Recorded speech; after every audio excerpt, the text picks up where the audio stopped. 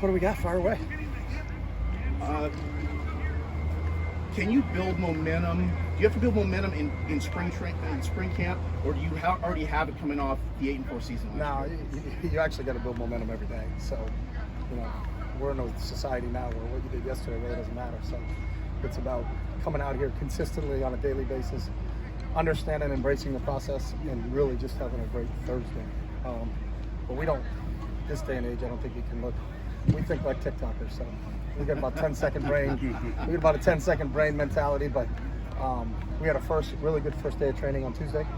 We've had good meetings on Monday and Wednesday, and we're ready to get number 2 in the books here because we only get 15 of them, so we got to make them all count. So. Gotcha. How big of a deal is it getting DTR back? It was, I think, anytime you can get your experienced players back, and especially at the quarterback position, that's the one thing. The experience factor is something you can't teach. It's just a matter of time. And so he's got a ton of reps under his belt that he has kind of in his catalog in the back of his brain. Like, I've been in this situation before, and this is what happened. And when the safety moves to the middle of the field, my option is to go here. And, he's seen that, done that. So, and I think he's displayed great leadership with all the younger guys, because we do have some younger guys in certain positions. We're old in some positions and we're young in other positions. So to have the quarterback, really the leader, to be an experience and coming back for year 5 is really huge for us. So. Coach, some of your players talk about they still have a chip on their shoulder, even though it is in spring. Is that a good thing to have right now? It always is. I mean, I think no one ever arrives. You look at the greatest players, like Tom Brady has a chip on his shoulder, and he's the greatest player to ever play the game. So I think it's what motivates him. It motivates the individual. You watch The Last Dance, Michael Jordan had a chip on his shoulder all the time, and he's arguably one of the greatest athletes of all time, and that's just kind of a mindset that I think all those guys should have. I heard Peyton Manning say it once before, is you never arrive. You're always trying to just get better. And if you kind of adopt that philosophy, I think it's beneficial to you. In this part of the season, what about fundamentals? How important is it to get the fundamentals down? Well, fundamentals it's a great question, are the base of the game. You got to be able to block, you got to be able to tackle, you got to be able to catch a football, you got to be able to hold on to it as a running back. It's about execution, but it still comes down to just the fundamental aspects of the game. And because you're not playing an opponent and putting in game plan specific things, you can really focus and concentrate on that a little bit more during spring ball. So that's a huge emphasis for us during the spring. So, Coach, you had a pretty solid offensive line last year, but you have some turnover. What are you seeing from these guys? We just lost 2 guys. I mean, we got a bunch of other guys back. So we just lost Alex and Sean. Coach, 3 starters? 2 starters. And Paul, yeah. But I mean, Duke's played a ton. Johnny's played a ton. Sam's played a ton. Neil's played a ton. So we got a bunch of guys in there, and that's just the evolution of football. I mean, you don't get to keep them. This isn't the NFL. You can't keep guys for 5, 6, 7, 8 years. So you just, it's the nature of it. It's going to roll over at some point in time, and we're really confident in some of the young guys. Garrett DeGiorgio, who played for us last year as a true freshman, has been outstanding, and the first training session was great in the off season. So excited about him and getting to see some of those younger kids that we were really excited about as they came in, and they're continuing to progress. Bruno Fina's doing a really nice job for us right now. So we're excited to see how this whole thing plays itself out. Yeah, but Tyler Manoa is not a young guy, but first time over there on the offensive line. When did that change get made? Well, it got made in the offseason. We felt like we had some depth at defensive tackle. We're probably about 6 deep there, so just trying to put guys in the best position to see the field. So it's a chance to see if that's something that he can do to help us. The one thing about him is he has the ability to go back. It's something we've done with a lot of kids. Neil was there before, and he came over. Ciali was there to start his career, and he's over with us now. So it's just trying to find the best position for him to get him on the field. While we're talking about the offensive line, there are publications that have Zach as a dark horse Heisman candidate.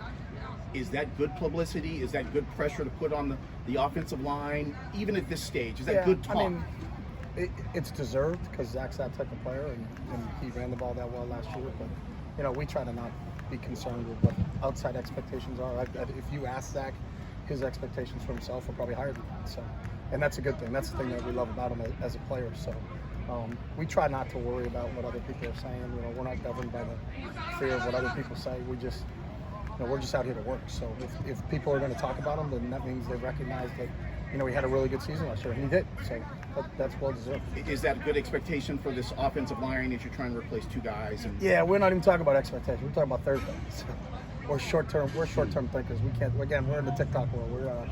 We're concerned about today. We're not really worried about what the prognostications are for the end of next season and where kids will end up in some type of accolades they're going to get. You know, I think we're real focused on just playing football. And the good thing about this group is they like playing ball. They just want to compete. So, you know, let's enjoy the time we have right now. And we got a good training session we're getting ready for right now. And so we'll fire it up for it.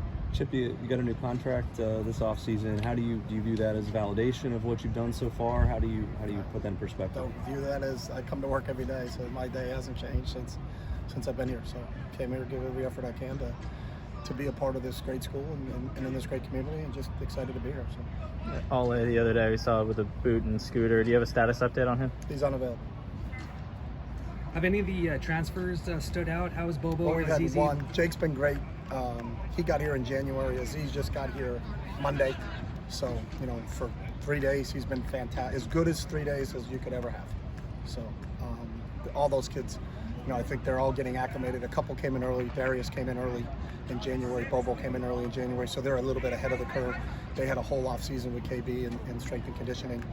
Gary Smith just got here on Monday. They're all doing a really good job, but we've really only been on the field once. So it's tough to say, hey, these guys are the standouts out of that group, but we feel good about all those guys we brought in.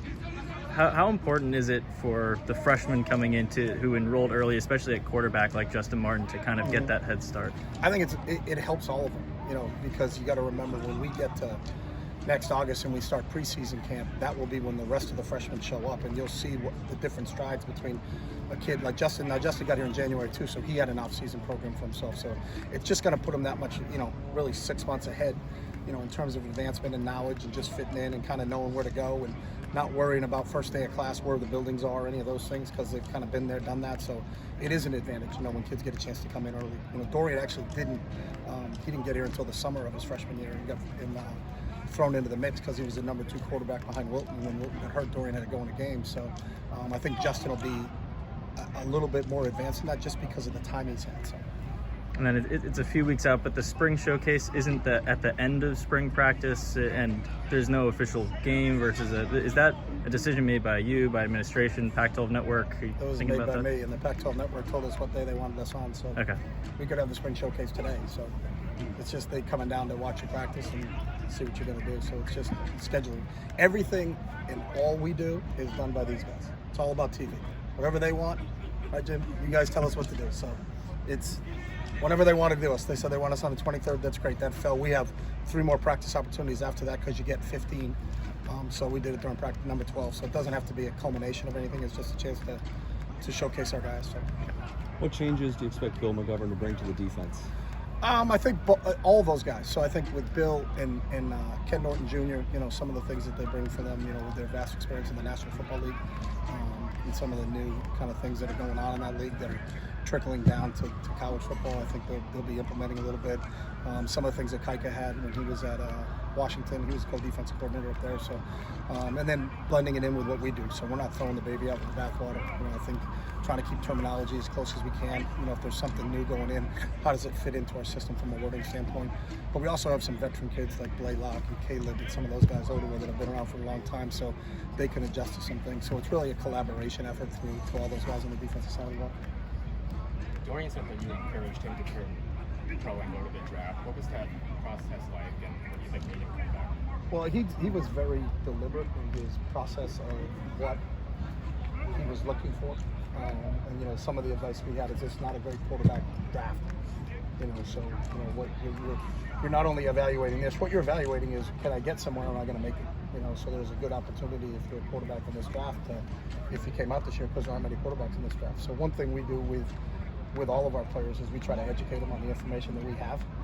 I know if he came out, he would have been drafted and would have had an opportunity to make a team, and that's what my job is, to give him all that information, and then for him and his family to make the decision on what's the best thing for him. But we wanted him back. I wanted him back in the worst way, you know. But I can't tell him, for our selfish reasons, we need you back, and you should be going. You know, we're going to share with him all the information we have, and from the information we have, he would have been a really draftable guy and had an opportunity to make a team this year. So that's what I shared with him. Just curious, do you have a past relationship with Lincoln Riley? No, I don't. I mean, we played them twice, but besides playing, that's all Have you talked to him since he took the job? On league meetings when we have those Zoom calls.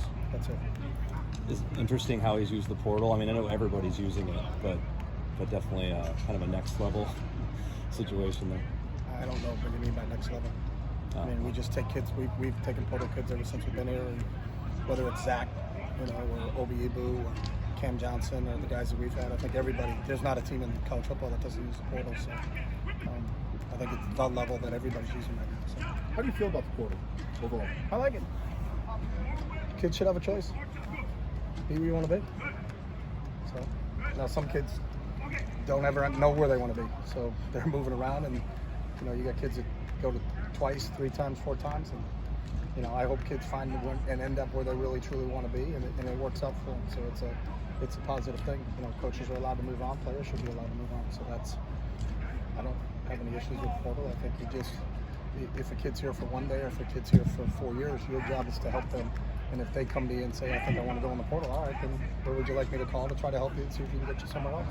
If you think that's a better spot for you. So, that's kind of the way we've always approached it. We use the portal both ways. We've taken some of our players out here that have had a tremendous impact on this football program, our portal kids. So. When a kid wants to go in the portal, you want him to stay, though, you'd rather have him stay. Do you try and talk him out of it, or you It's just the same say thing we do with Dorian. The same thing we do with kids going to the NFL draft. We educate them on the benefits of staying, and then they and their families make a decision on what's the best thing for them. And if they make a decision that the best thing is to leave, and then our next question should be, how can we help you then? All right, thanks, Coach.